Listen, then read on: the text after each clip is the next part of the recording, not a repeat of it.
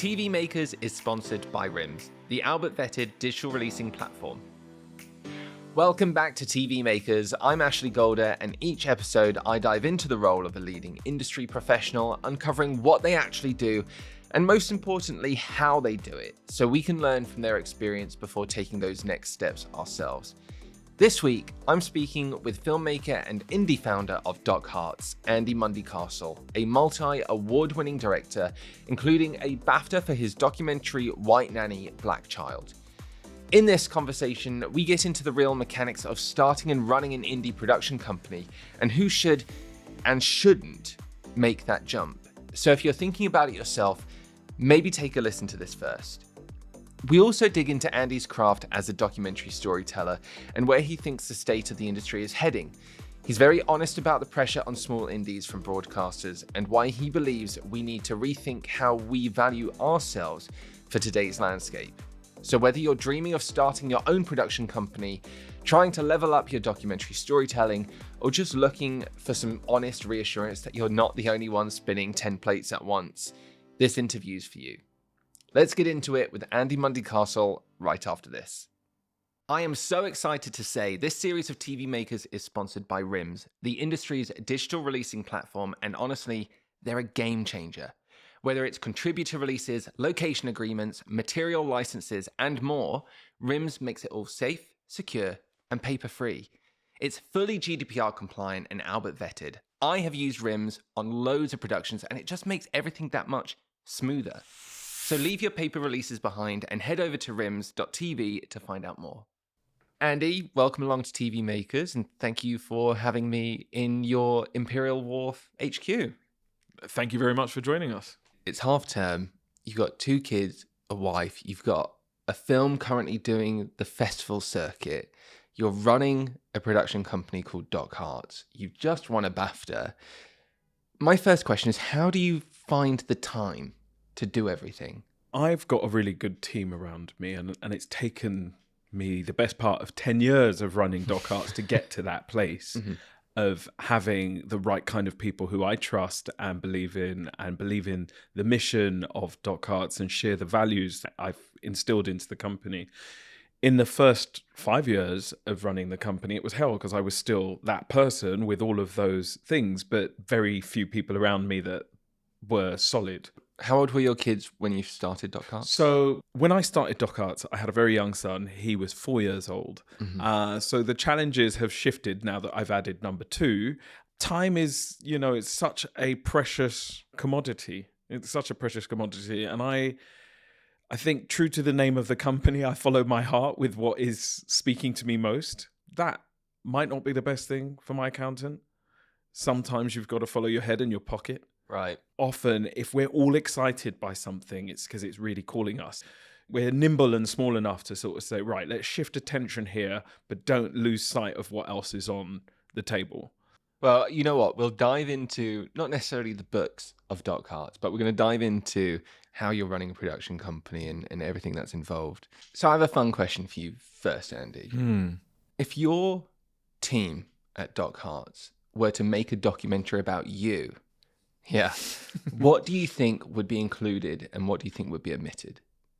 What would be omitted? My daily rants, maybe. I do kind of go off on a tangent at times. Right. Okay. It would be it's often an to injustice. To you, to the industry, to the... It's kind of... that's why it's a rant, because it could be a number of things. If something bothers me, the office might hear it for 10 minutes. I have a very textured life. I come from 2 ends of privilege and complete non-privilege. My mother was a child soldier in the Biafran War in Nigeria. My father was an Oxford-educated psychologist. They somehow met in the middle of Lagos. Yeah. And that is where the story begins. It gets more layered when they split up, and my mum finds herself in a council estate in South London with 5 children. My father wants to return to Africa. Ironically, being the Englishman in Africa, he wanted to return. That was where he sort of found his heart.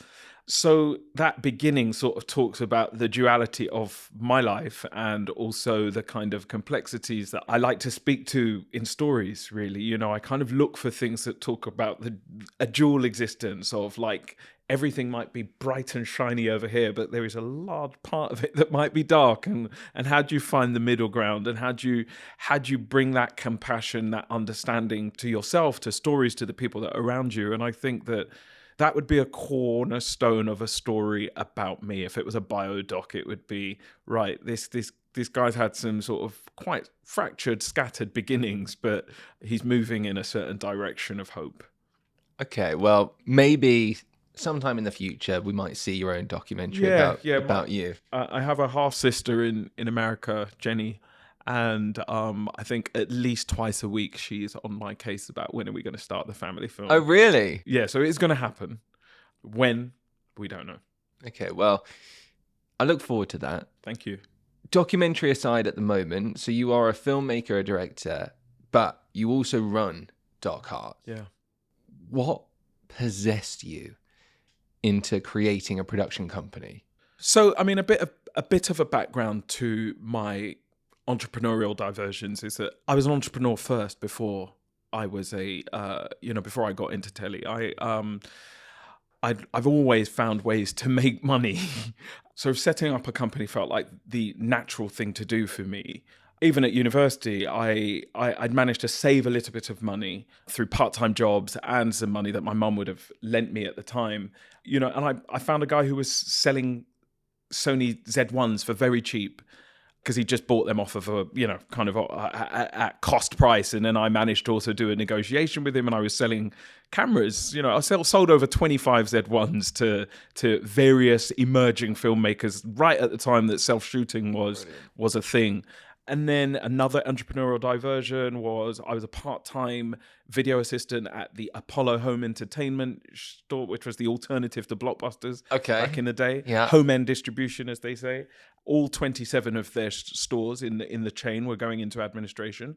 And the one that I worked in, I put a bid in for at like a really stupid, I think at the time, I put a bid in for like $2,000 because they were going into administration. That meant take on the store, but you took on the lease, you took on the property.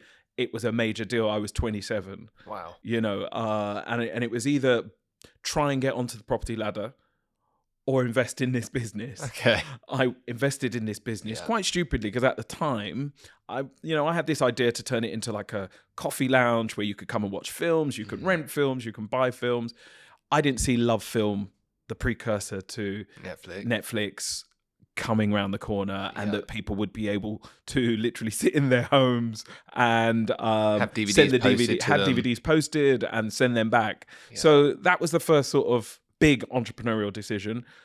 Sadly, that business went into administration within sort of 2.5 years of me setting up. And that was kind of history repeating itself because part of my backstory, when my mum and dad broke up, my mum, who was a businesswoman herself, so that's really where it comes from. She was a market stall trader.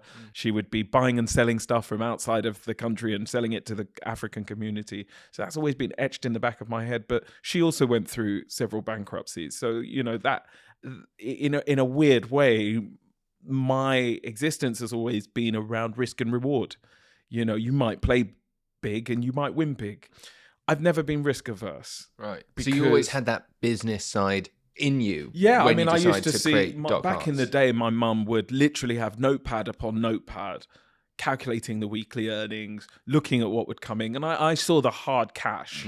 I saw the physical money of her hard work. And that for me was a real sort of sign of you can get up and do something out of nothing.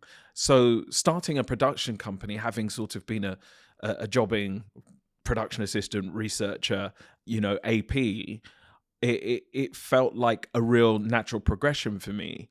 At what point in your career then, Andy, did you set up Doc Hearts? So I set Doc Hearts up in March 2016, having been at the BBC for just over a year.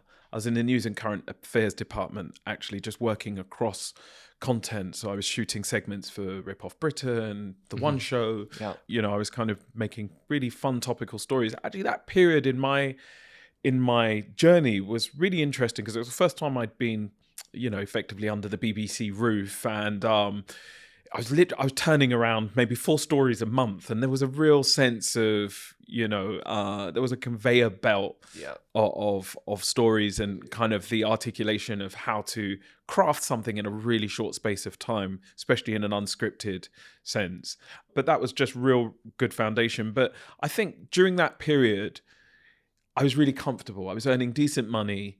I was making films. They weren't the kinds of films that I was dreaming of making, and it wasn't happening for me. It wasn't, I was barely getting the kinds of roles on the kinds of big brands that I was seeing on television, the things that felt like they were akin to that next step in the journey. I tried.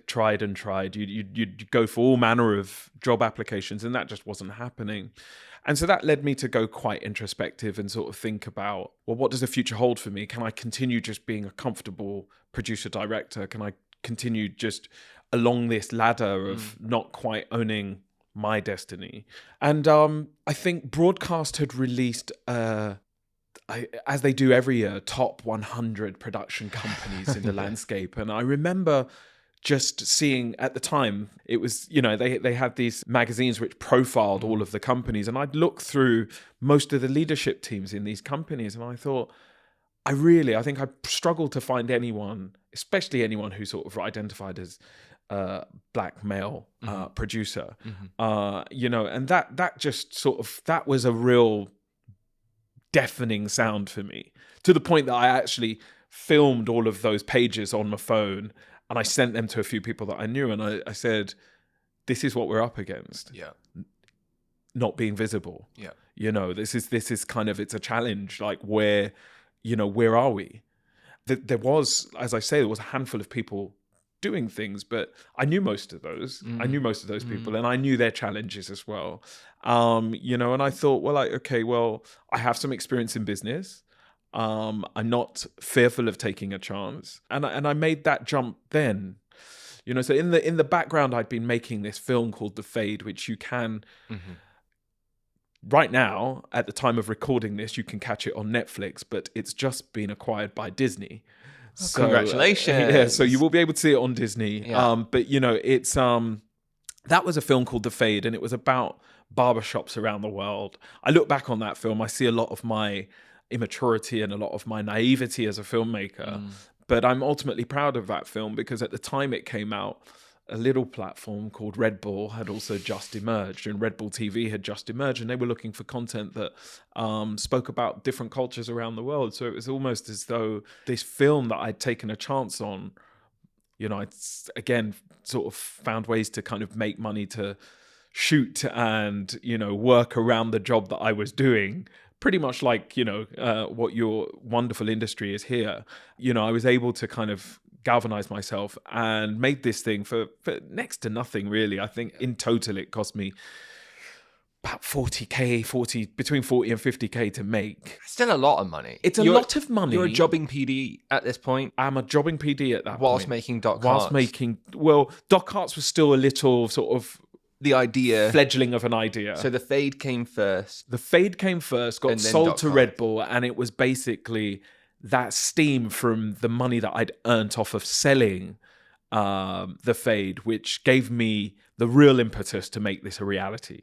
Starting a production company at the best of times, with the best contacts, the best money behind you, is, as I understand it, not having my own production company myself, is hard work. Yeah. You didn't see people like you reflected in broadcast. That's still not a good enough reason. Well, no, it's still a big mantle to take up. Yeah, I sometimes wrestle with that mantle, actually, and sort of think, God, is this how a business should be? I say to younger people who are thinking of setting up a company, I say, be really sure about why you're setting up this business, because if it's to make money, I would stay away from telly. Oh, no. I would. There is, even the best companies, you've got to be an absolute juggernaut group to be turning around money that makes sense for a lot of people, or to even look attractive, to be something that can be sold 10x its value. I think that's changing now because of the way content is changing, and that you can actually create something which becomes something. You can own your own IP. And who you can approach and immediately. Exactly. I think the kind of the entry to market for something that is very unique and fresh can be quite attractive. It can produce something that's quite amazing. We've seen great examples of that. At the time that I set up, it was out of frustration. So I do say to people, if you're thinking about setting up a company, you become less of a filmmaker, you become less of a creative. I've now managed to parallel both. But that's because I've taken the hits, I've taken the punches, and I've had a wonderful person behind me. I've had somebody who's believed in my vision. Who? My wife. Oh, lovely. Yeah, I've had someone who's actually sort of just stood by me through the thick and thin. You need a grounding. You need something that allows you to fly on your crazy dream. And the support for when, I have this now just in my own life where you're sort of pacing at home. You're like, is this right? Am I doing the right thing? And somebody to go, yeah, no, keep going. Yeah. We're going to get on to juggling your filmmaking, directing, execing, and running a company later.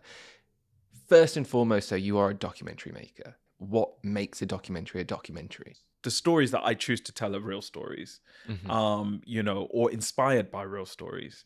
And I think that's what a documentary is. It's something that's inspired by a true story that evokes thought, that moves people to action or impact, and that offers some kind of purpose beyond entertainment. The godfather of documentaries, as they coined him, Grierson, said that documentaries were the treatment of actuality. That can go in many, many different directions. So I'm an absolute lover of documentaries. I consume them more than anything else. But I feel they are a discipline within the Olympics of broadcasting. Yeah.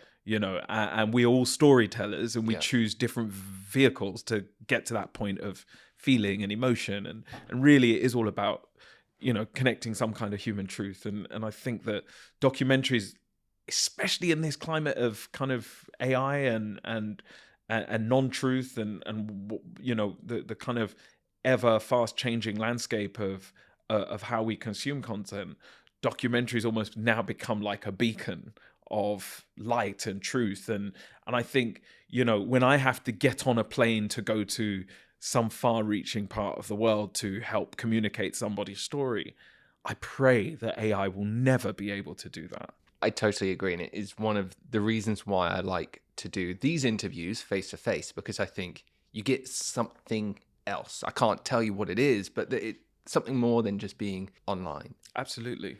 But with documentary then as that vehicle, that genre, even your own BAFTA award-winning White Nanny, Black Child, that won BAFTA for Specialist Factual, not in the documentary genre, but it is obviously a documentary. Yeah. So where does that cross over for you? I think the different genre departments are TV's way of kind of understanding the difference between certain things. What we have in television is very sort of defined ways of thinking about the specialisms of different forms of content. So you have factual entertainment, you have specialist factual, you have documentary, as all of these things, and they all do sort of fit different modes, and some things take slightly longer, some things can be formatted, some things can be really well crafted in the edit, observational documentaries, but they all have their own tropes. I think if you are aiming for something that is a cinematic documentary, is that you're not leaving the tenets of filmmaking behind. You're not sort of saying that I'm making this documentary about Ashley and I'm going to follow his life, I'm going to observe him, and it's really boring. Well, I think that you'll bring a cinematic lens to that. You'll bring something that elevates that story beyond its face value proposition. I always stand with this idea that we're storytellers first. We're going to creatively think about how we execute the idea. If that means adding an element of drama recon, if that means, just being a fixed rig on a certain environment. The film that's hotly tipped to win the Oscar this year is the one that's just landed on Netflix, is The Perfect Neighbour. And that's all told by body cam footage. But I've seen that on Channel 5 and Channel 4, like, consistently. You know, that sort of idea of body cam police. But what separates that from your sort of bog standard television program? And I think it's, for me, I just watched it on the weekend, and I thought it's a sort of Blair Witch type police drama unfolding. Quite voyeuristic. You felt like you shouldn't have been there. And the filmmakers did just a little bit of elevation in between the storytelling. So the links between the material that they had been granted uplifted everything. And I think, it's about sort of understanding craft in a different way. Well, as a storyteller, a filmmaker, a documentary producer, do you have, especially for people listening to this, wanting to get some advice in how they might make their own documentary, do you have like a toolkit of things that you usually go to in order to make your documentaries? It's really different. It's you know, each film, each idea comes with its own set of demands. My sort of go-to toolkit is, does this have some commercial viability about it? Does it have a character that can shine through, or characters, or a sort of, you know, a cohort of people that could really command my interest? So those two things are really paramount. Precinct location, you know, like, where are we in the world? What are we saying about a particular place that kind of makes me think, okay, that's an interesting space. And then I think, for me, and I know this isn't for everybody, but for me, I keep impact quite close to those foundations. You know, it's like, can we do something that just shifts the dial for this particular cohort or this particular story? That we don't always achieve that fourth pillar, but I think character, place, story, you know, if those things are kind of, I personally, when I'm editing, have a sort of bronze, silver, gold tier. Gold is like, I've got to know more about this person. I just, whoever you are, be it a celebrity or be it somebody just with a fascinating story, I'm gripped by you. You have so much gravitas that I want to share your world. The location could also be quite ethereal, as in the place you're going with the story. Could be the youngest ever person to want to go through a journey of euthanasia, for instance. Hot topic at the moment. Very hot topic at the moment, but also that's a space in which, okay, well, when I look across the gamut of work and where things are going, how well has that story been documented? What really struck me with your answer there, though, it's producing. Everything you just said is producing, and documentary, in my head, is authenticity, it's real. So where do you strike the balance between producing something commercially viable, as you just said, whilst also keeping the authenticity of the story intact? Yeah, I mean, that is the difficult balance to strike. I think typically in docs it's done in the edit. You know, I feel like But you were just talking about character, location. So but all of those things may not stand up, right? How are you achieving that in the edit then? It's a combination of going to your very sort of the things that sort of sparked your interest. So if you're winning at that front, if you're winning at jaw-dropping access, and if you're winning at character being irresistible, but then you get into filming and this person wasn't all they cracked up to be. Everything you did in your pre-production stage is not quite marrying up with what you're receiving. Then it is really down to and this is to respond specifically to the commercial viability. I think you've already won on those fronts, right? But then when you get into sort of the edit, I think you're thinking about, how do I keep this hooky? How do I keep this in a space that is going to really sort of speak to what attracted me initially, but now I'm speaking to the audience. I'm no longer speaking to myself here. I'm actually speaking to the idea in a way that you've got to find what keeps it engaging. Even an hour's worth of content is a long time nowadays to sort of get people to sit down and pay attention. Yeah. Why is this going to engage someone to the point that they only want to leave when there is a break? You know, but they've got to get back, or they've got to get back to watching it when they're on their commute. You know, how are you finding that without doing a very stereotypical cliffhanger? Or I think the preparation is key. You know, preparation in sort of how you're pulling a story together. Say, for instance, in in White Nanny, Black Child, I was constantly thinking about how can I reveal just a little bit more at every junction, keep some things behind, and then drop a few bombs when the energy feels low. I think editing and storytelling is really about the flow of energy. You know, it's about, you've got to take people on those twists and turns that moves them and makes them shake or makes them cry or makes them laugh. And you have to do that in equal measure. I think the best stories take you through a range of emotions and then leave you really asking more questions or wanting to talk about them when you leave them. How many of your docs, when you say pre-planning, how many of your docs are pre-planned? You know, how much do you know is coming your way that you know that you're going to produce, and how much is coincidental? Organic. Yeah. I think organic is definitely sort of 30 to 40%. So 60%, you know exactly what you want to hit. Well, I think 60% you revert to your Bible, you revert to your foundation. What was the thing that drew you to this story? You know, there's always a plan. There's always we want to speak to this person, that person, or we want to go on this particular journey, or we want to take this diversion in the story. And if it doesn't quite pan out that way, you might alter or pivot slightly into something that is akin to what you felt like you wanted to do in the beginning. Yeah. What are our chapters? And then it becomes slightly easier when you chapterize things. If you've got, and I'm quite, when it comes to editing, I'm quite mathematical. So I'm like, okay, if it's a 60-minute program in broadcast terms for the BBC, you're looking at, I think it's about 56, 57 minutes. If it's for one of the other broadcasters, 5 for ITV, 44 to 46. And then that changes if you're doing something that's for international reversions or a feature documentary. That is really down to the story you want to tell. But when you have that body of time, you know that I personally, I always look at something and split it up into minutes. Okay. So I know that and I write down to the sort of minute, you know, your pre-title and your introduction, that's going to take 1.5 minutes. Your setup is going to take 3 to 4 minutes. Meeting the wider characters, another 3 to 4 minutes. Then by the time you've done your pie chart of minutes, you kind of know what you're... Well, personally, it makes it a lot easier for me to know what I'm looking for, you know, because then I can say, right, that character is going to give me that. This part of the story is going to give me that. And this is where we can find that particular segment to help round things off or leave people on a cliffhanger. Then there's the natural poetry of storytelling, is that, you know, I think that's what separates really good filmmakers from people that are just doing the job. How do you break that down then? How does someone hear that and go, I can now be a great filmmaker? Yeah. I'm thinking of myself it's different, you know, because I think that it's really about, I think that the kids say the secret sauce.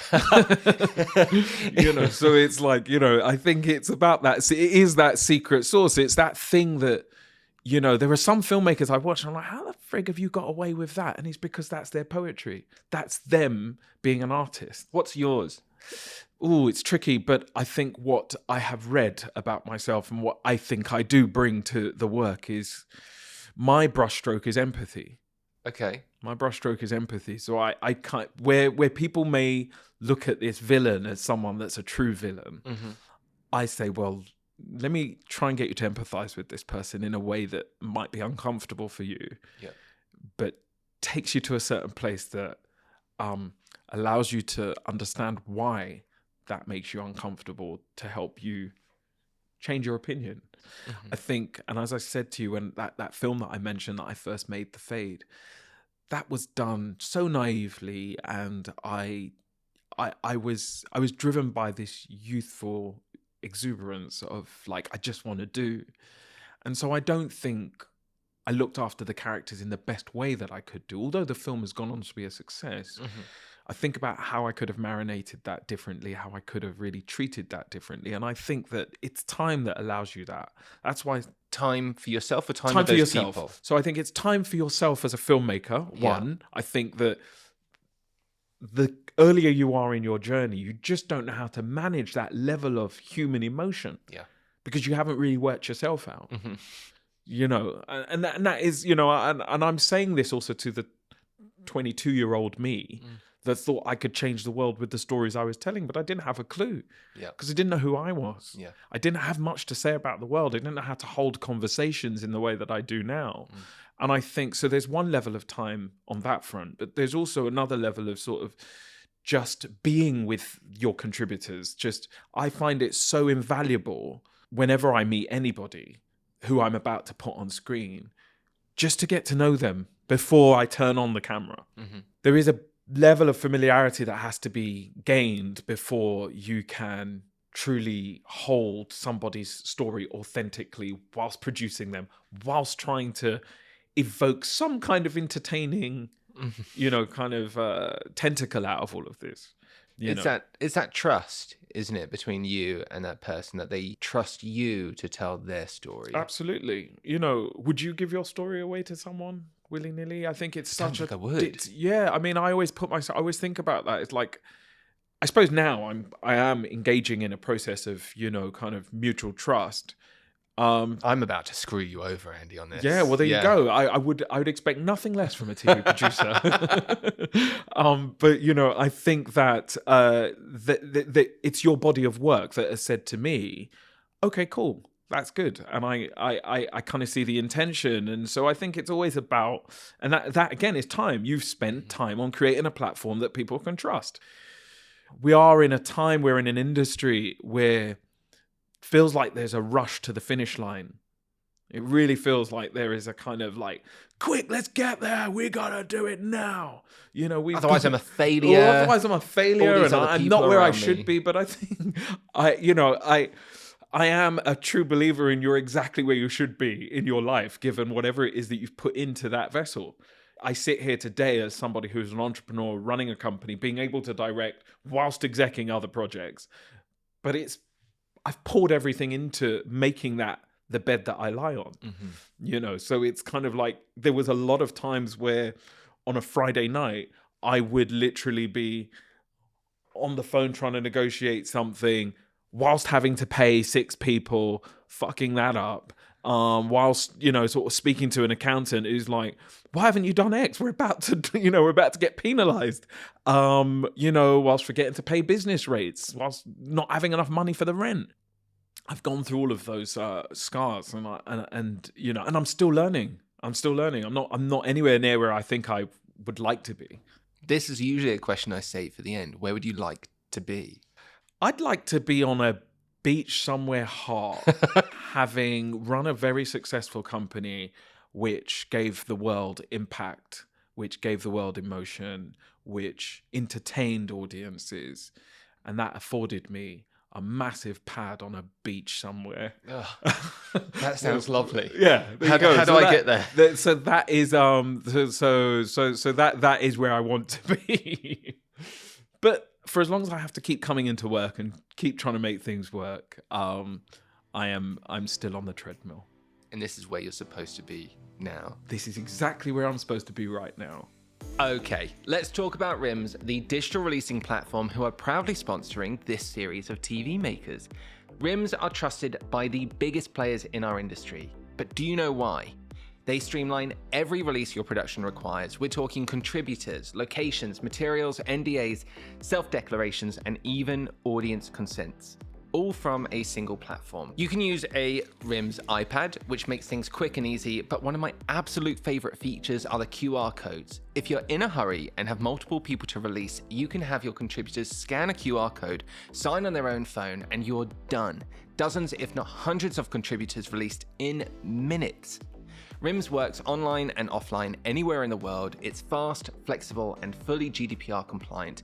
And because everything's searchable by name, date, location, release form type, post teams can find what they need in seconds. Plus, photos are stored with every form, so matching contributors is actually easy.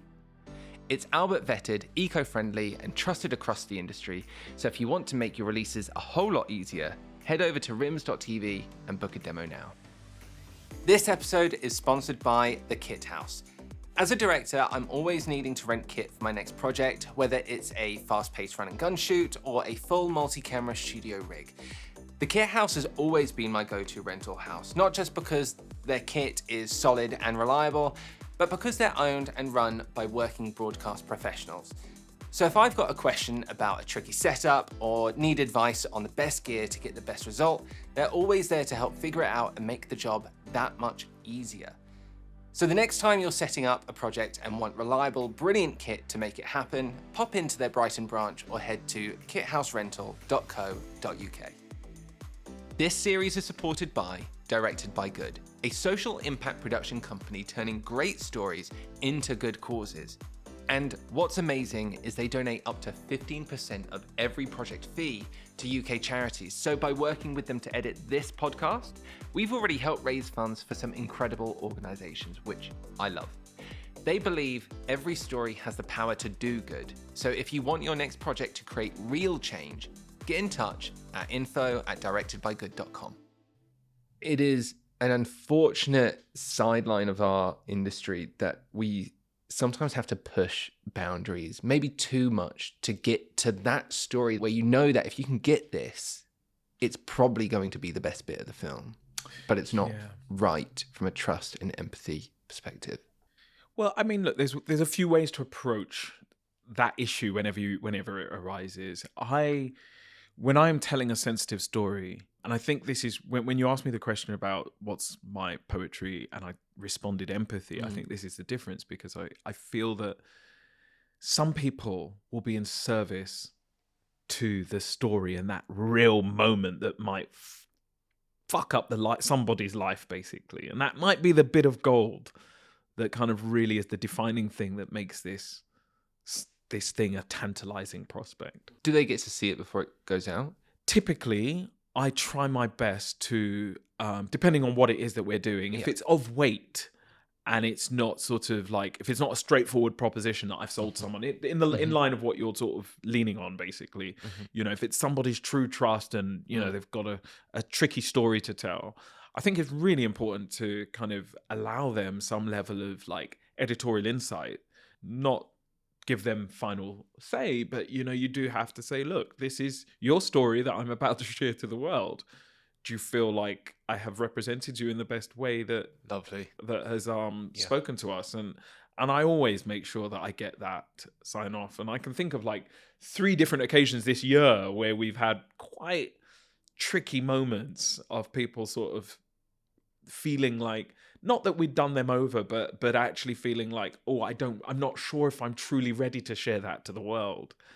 You meet people where they're at, hear their concerns, and you understand what they're truly trying to communicate. You know, why is it that they feel that, you know, having given you that answer, because you've only got the material if someone's given it to you. Yeah. You know, so once they've given that to you, I think that you're in a strong position of saying, but this is your truth, you shared it with me. And I think that it's always about the fallout, isn't it? So you're always trying to mitigate how much risk you're placing on somebody's story and how much you are, how much freedom you're allowing the story to have. I think it's important. I think it's really important to protect that relationship that you built, because for you, the film goes out, gets its ratings. They have to live with that. Personally, I'm just not cold enough to not care about how that person feels beyond the time I've spent with them.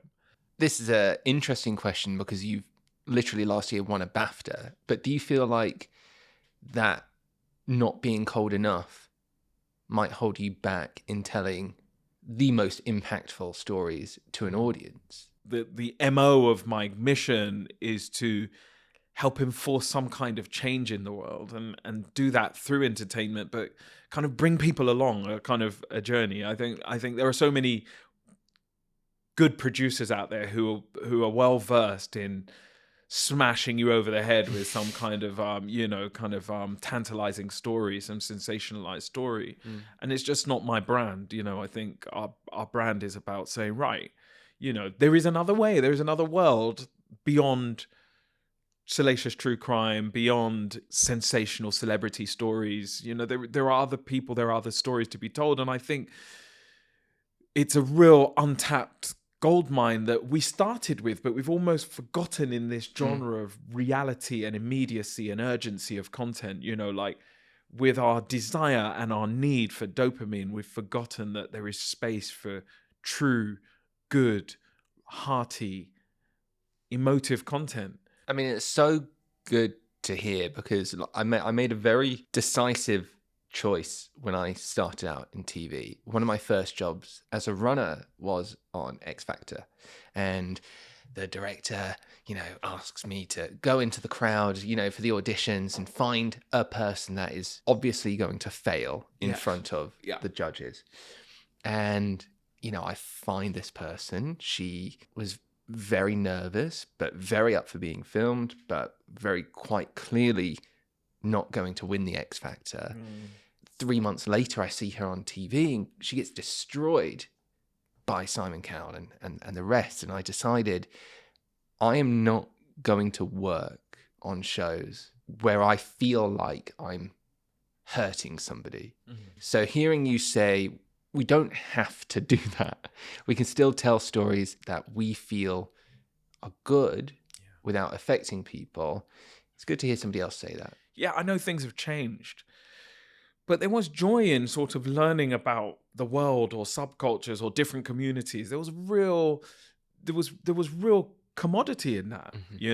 I was flicking through one of the streamers yesterday, and it was like, love is dark, love is blind, love is yellow, love is yellow. It's like, come on, how much money are you wasting on all this love bullshit? Yeah.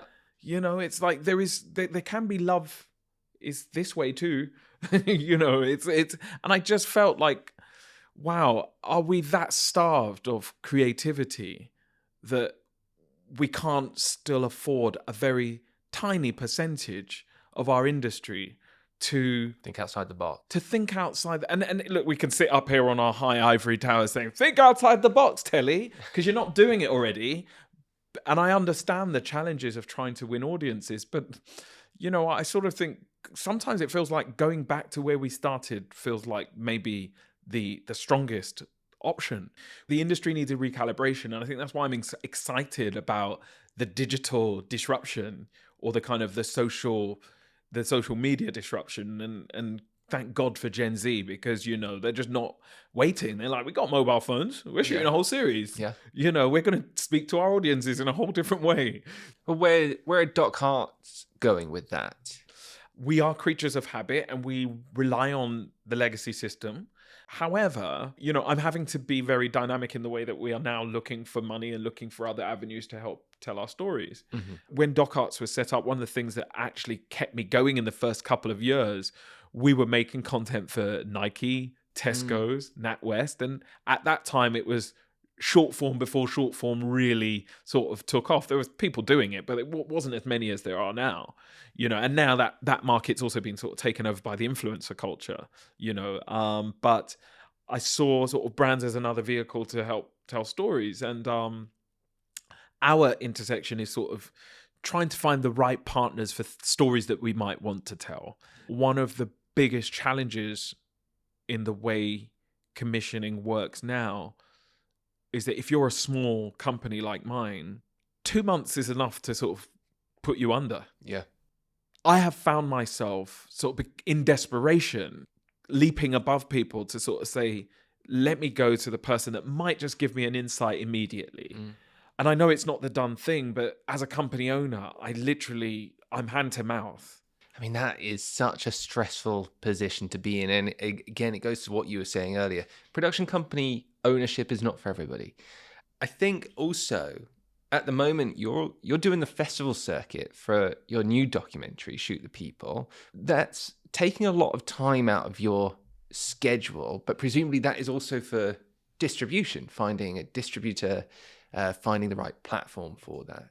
We're in show business, and that has an ecosystem of its own, right? There is the commission, there's the distribution, there's also the appreciation from the audiences, and that all of those have their own value, and every part of that cycle is as important as the next, because to give time to the promotional aspects of something that you finished means that you get the ratings, you get the rewards, you get the recognition.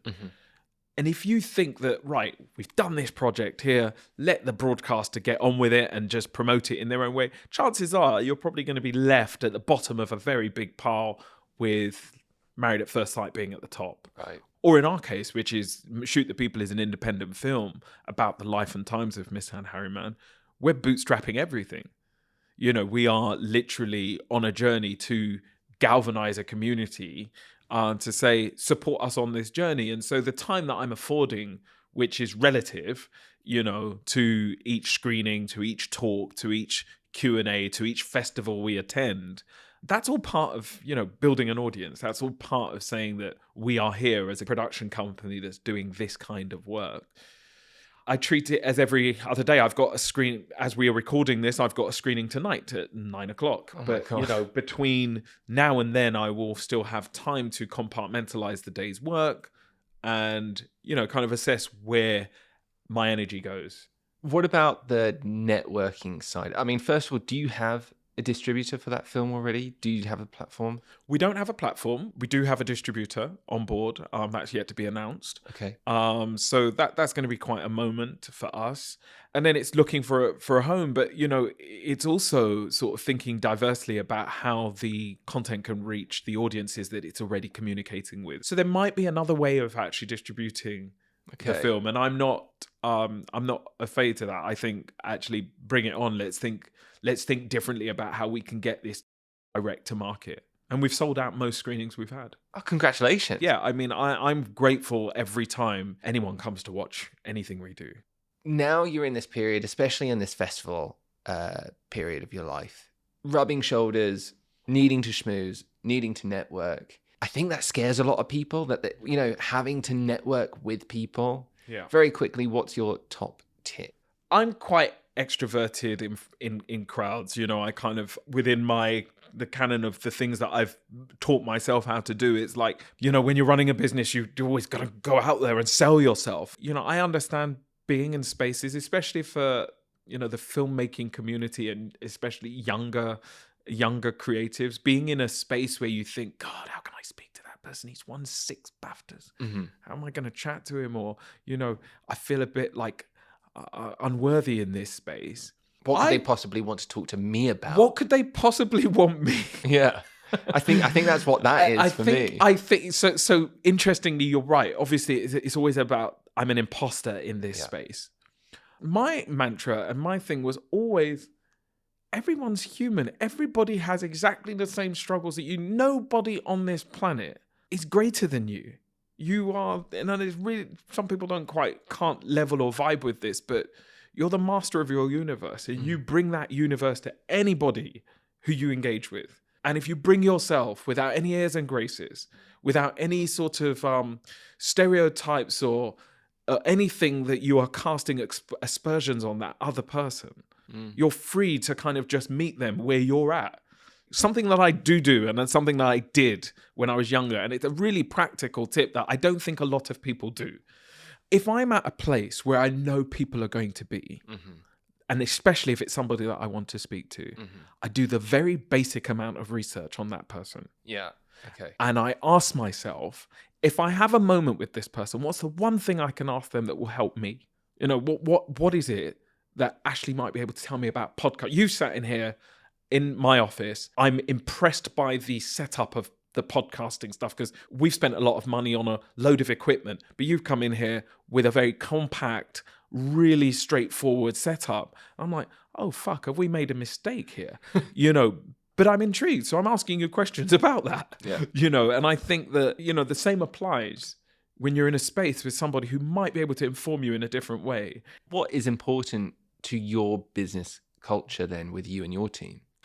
This might be where I fail as a business person, because I'm like, we're one big happy family, come in, no stress, respect each other, uphold sort of moral values, and give your energy to work. I like the idea of mutual respect. But as I say, I don't think that those are the ingredients for like an uber successful, consistently 8-figure, turnover business. I think that it's desirable, but you kind of do need formation and process to kind of really operate at a certain level. And for me, I think the culture is one of mutual respect, transparency, and empathy and compassion for kind of what people bring in their everyday lives to work.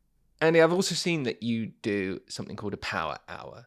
What is the one piece of advice that keeps on cropping up that you're just like, do this? Okay, so I found the more exposure I had, the more I found people who were feeling shut out reach out to me. My PA and the lady that runs my IT system said to me, we're getting a lot of people asking you for time and you just don't have that amount of time. So why don't we set up something where you have a power hour, because this is an unusual amount of requests. So we kind of got together and put in place a sort of system that if you just wanted to talk about things, then there is this possibility to do this, but you've got to value my time.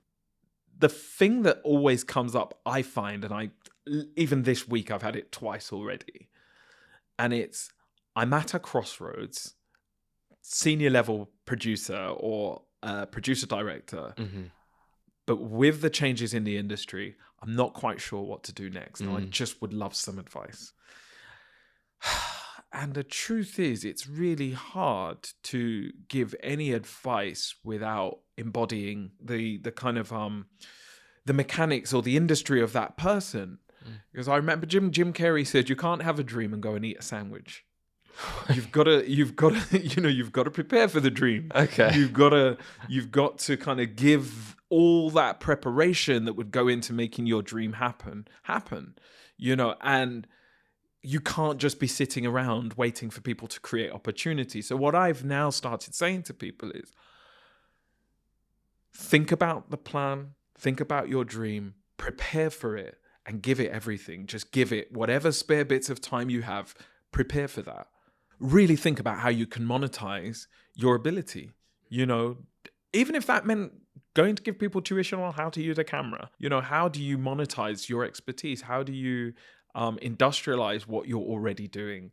I think it's, that the sort of just the whimsical dream and then sit around waiting for the phone to call.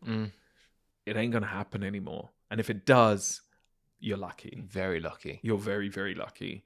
There is an existential threat to our industry of what is happening. There are many more companies have closed in the last couple of years than there was prior. Tons of people have left the industry. There is a real general sense of, where's the hope? Where is this industry that we loved? Where is this industry that I gave my whole career to? I don't know how many more times I'm going to read of a friend who's a PD saying, please save me from becoming an Amazon driver or from turning to deliveries, because actually so many people feel that they can't switch their skill set. Yeah. And that in itself is a big problem, because I do feel we are very transferable. I would agree. I was literally reading this morning. We literally problem solve every day to people who do not problem solve at all. We are very good at what we can do. Yeah. But I think the industry has had a way of really draining people. I think it has. And I think that Stockholm syndrome. Yeah. And I think that it's an industry issue, but it's also on part like an individual issue. I think it's about complacency, and it's about not having the wherewithal to sort of say, okay, I got into this, I got to this place because of my exuberance, my energy, my kind of appetite for things, but I can equally take that elsewhere, and I can give the same kind of energy in a new industry. But then I also understand the desire to keep on going at it, because effectively that's what I'm doing. I'm just doing it with a company, trying to win bigger. There are some budgets that I'm having to take, which I know people will be like, what's that going to do? That's barely buy lunch. But I know that if there are multiples of that, then it kind of just keeps the wheels turning. And for me, every year is about, right, can we win big with something, but have a lot of other things just turning the cogs? When you started Doc Hearts 10 years ago, what did you get wrong? For 5 years, I'm still getting things wrong today. What would you change? What would you have? You know what? I think I would have done a business course. If I'm being honest, I feel like I would have taken like a 4 or 5 week business course just to understand simple things like accounting, taxation, employment laws, just all of the things that basically go into keeping your infrastructure right. It's tough for me still as a filmmaker hearing other producer directors say, oh yeah, no, I want to start up a production company. Yeah, no, we've got this great idea and we're going to be pitching and doing this. that's the half. That's not even a percentage of it. You know, it's fool's gold to think that you are, because you've got a couple of mates who are commissioners, to set up a whole business that you believe is going to uphold your livelihood because you've got a brilliant idea. Yeah. It's madness. It's genuine madness. And I think that you've got to be mad to do it if you're doing it without any foundation. You know, I literally did not have any family members in the industry, no financial resources behind me other than the stuff that I'd generated myself, and not a massive pool of contacts. So those have been garnered over years and years of trying. I just think, as I said, if you're thinking of starting a business, truly try and understand, like, what is your profit, loss, margins, what's your projections? Could your business exist without the industry? That moves us naturally onto the state of the industry then. How do you feel about it, and where are you feeling like we're positioning ourselves? I mean, I'm quite excited by where things are at the moment, because I feel it's a time for people to really think hard and diversify, you know, their interests. And so I'm excited, but also nervous, naturally. But I like the idea that I have to go and start looking in other pools that are unfamiliar to me. We're still doing what we're supposed to be doing in commissioning circles and responding to things, responding to briefs that might be set, and still responding to the homes that exist, which for the foreseeable will exist, you know, and where we can win, we win, and we're really proud of that. I worry for a lot of my peers that I started the industry with, who really are, you know, kind of, I suppose, don't have that entrepreneurialism in them. And I think now is a time to awaken something within you that is like, oh, okay, let me dig deep and let me sort of find out where to go from here. I worry about the kind of demand for the fewer, bigger, better mantra that everyone in their own way is sort of saying at the moment. You know, most streaming partners, broadcasters, they're looking at the big players. What I worry about for that is that it does squeeze those who are sort of on the margins, squeezes us further out. What happens is there's a perception that because you've never done it, you can't do it. But actually, I wouldn't be in business if I couldn't. Yeah. You know, and that should not be the broadcaster's concern. I've often heard, we can't give you this big thing because how are you going to manage it? And you sort of think, God, would you say that to someone like Mr. Beast or Stephen Bartlett, who have got these wonderful enterprises? And it's about finding the right people to execute. What happens within our business is down to us to fail, not for you to impose the failure on us and say, well, we can't give it to you because you've never done it. The amount of times I've heard, this may take your company under. I'll tell you what will take my company under. You delaying responses, you not giving me the confidence or the support or the infrastructure that you would allow for someone else. That's what will take me under. The ability to do it is now down to me as a business person who said, well, here I am, I'm open for business, give me the opportunity. You never bring in the new blood because the old guard will keep it to themselves. And then we've seen that time and time again. Why would we not hire our friends? Why will we not work with the people that are tried and trusted over the last 20 years? You know, that's a cycle that needs to be broken if we are to move forward with this revolution of content that we find ourselves faced with. It's very easy to forget the workforce that keeps the foundations of the industry alive, and to say, well, things are getting harder, so buckle up and deal with it. I think it's really easy to do that. But I think we have to safeguard the industry from complete collapse, and we have to look in places. I think the decision makers have to be able to say, well, we're going to ring fence X for that cohort of people, because actually maintaining them is maintaining ourselves.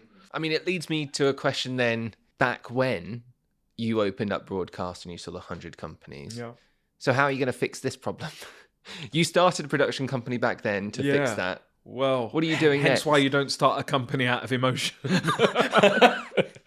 You know, I think what we do next, you know, and again, as I said, one of the things that I am proud of is that I can look in various corners and spaces to try and use the skills that we have at Dockhouse to give them to other places. There are other private investors. There are people that will pay for the stuff that we do. Fortunately, now we've kind of got some critical acclaim. I think more and more that kind of clever deal making and sort of, deal structures are going to have to be done to stay alive. Pressure makes diamonds. Pressure makes diamonds. Pressure makes diamonds. I always tell myself that. The pressure's fine as long as it doesn't kill you. There's a lot happening in your life. You are on the festival circuit. You're being stretched which way and every way. Plus, being a family man at home, I hope that in not too long a time, you're on that beach that you are wanting to get to, where you can sort of sit back and relax. Amen. Preach. Love it. What an interview. A massive thank you again to Andy Mundy-Castle for his time and honesty. If you want to hear more conversations like this, but don't want to hunt and look for them, click subscribe and the next interviews will land straight into your feed. It's literally that simple. If you want to stay connected, you can find us on Instagram at TVMakersPod or find me on LinkedIn. And if you have questions or suggestions, please drop me an email at podcast@tvmakers.co.uk. As always, thank you again for listening, and I'll see you next time.